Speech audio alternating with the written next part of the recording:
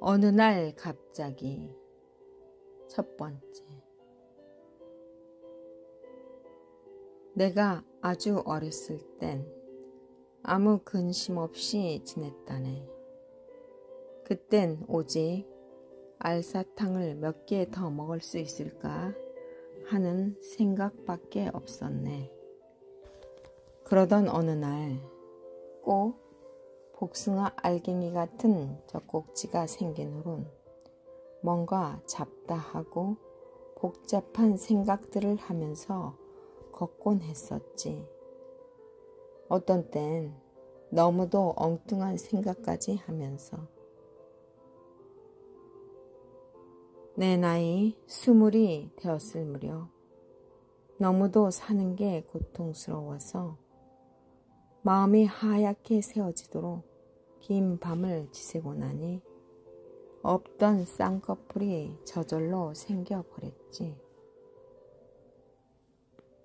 아, 사는 것이 이런 것인가? 어느 날 갑자기 눈을 뜨고 보니 내 곁에 한 남자와 두 여자아이가 잠들고 있었어. 인생이란 뭘까 하는 것도 느껴볼 새도 없었는데.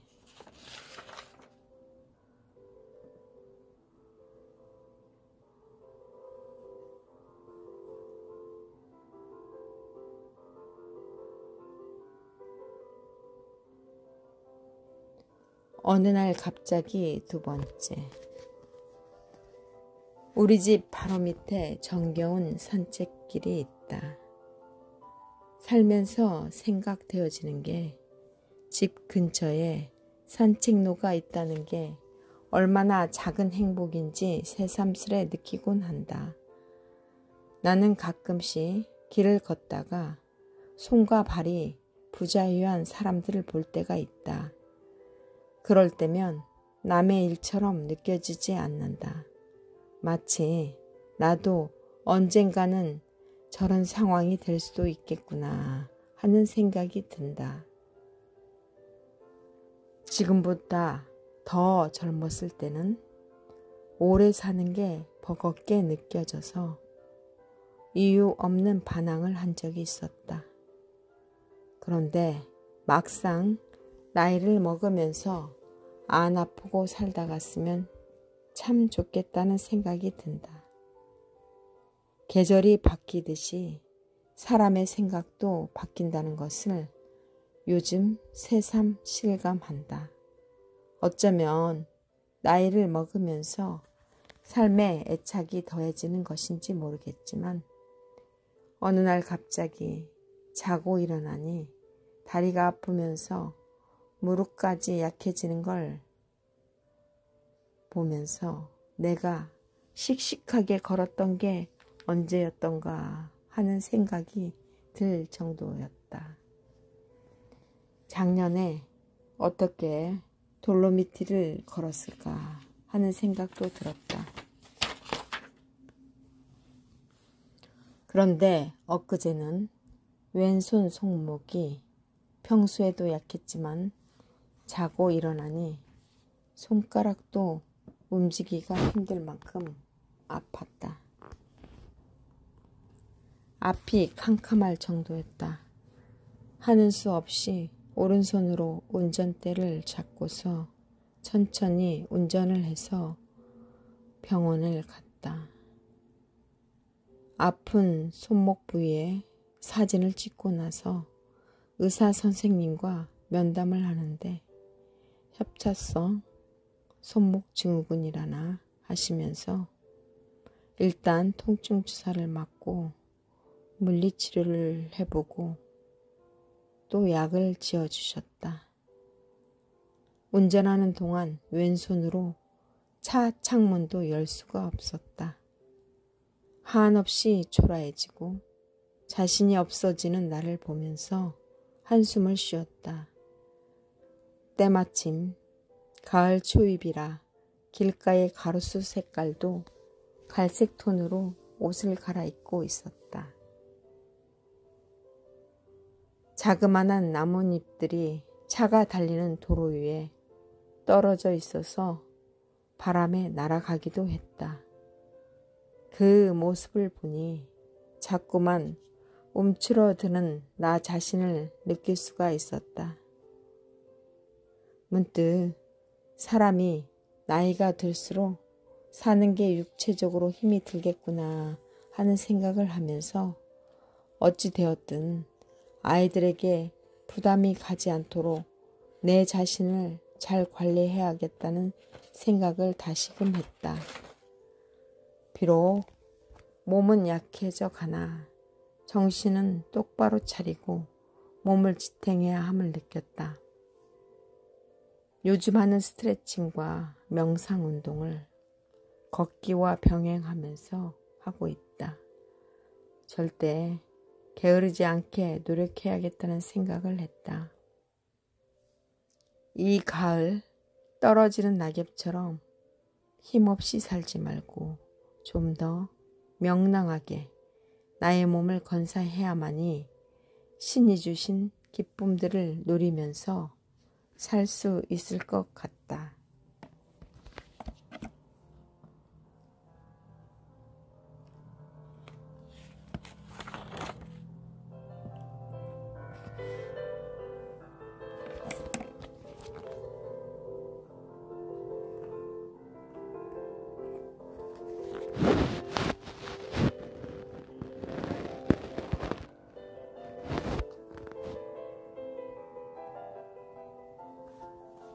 어느 행복한 딸.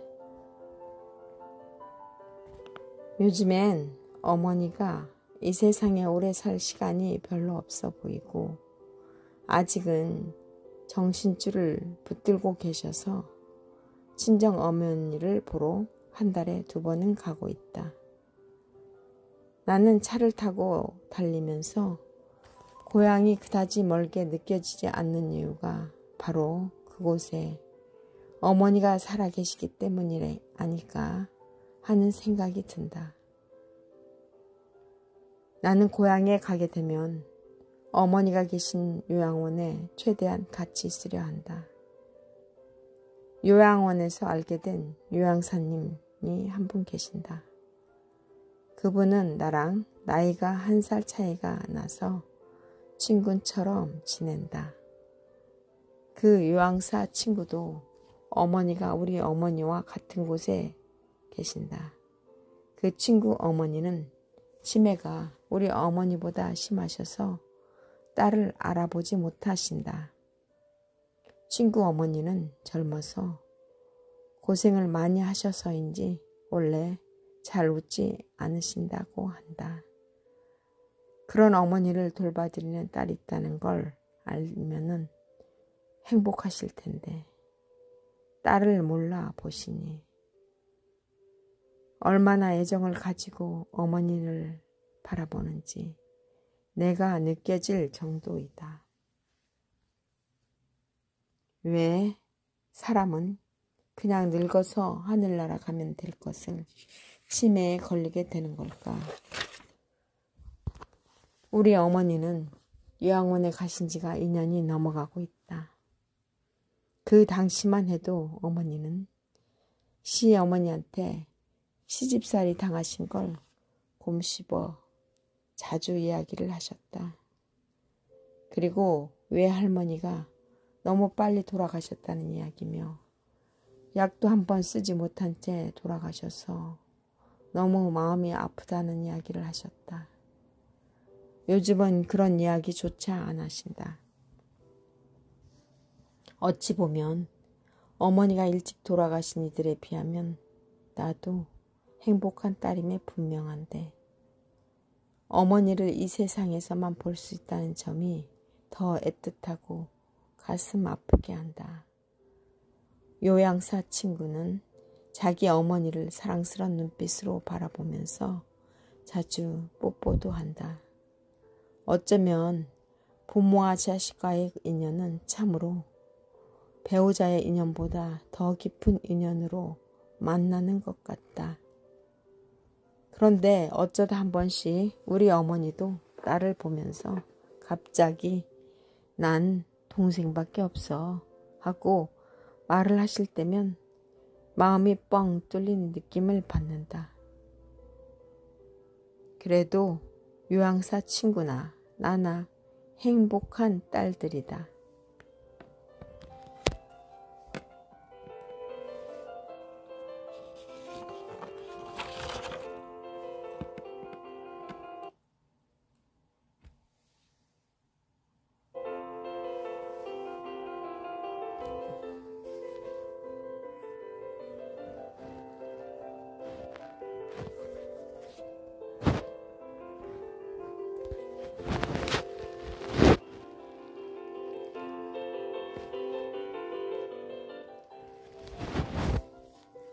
이름 없는 여인 노천명. 어느 조그만한 산골로 들어가 나는 이름 없는 여인이 되고 싶소. 조가 지붕에 박넝쿨 올리고 산밭에 오이랑 호박을 놓고 들장미로 울타리를 엮어 마당엔 하늘을 욕심껏 들여놓고 밤이면 실컷 별을 안고 부엉이가 우는 밤도 내사 외롭지 않겠소. 기차가 지나가 버리는 마을 논양푼에 수수엿을 녹여 먹으며 내 좋은 사랑과 밤이 늦도록 여운하는 산골 얘기를 하면 삽살개는 달을 짓고 나는 여왕보다 더 행복하겠소. 행복하겠소.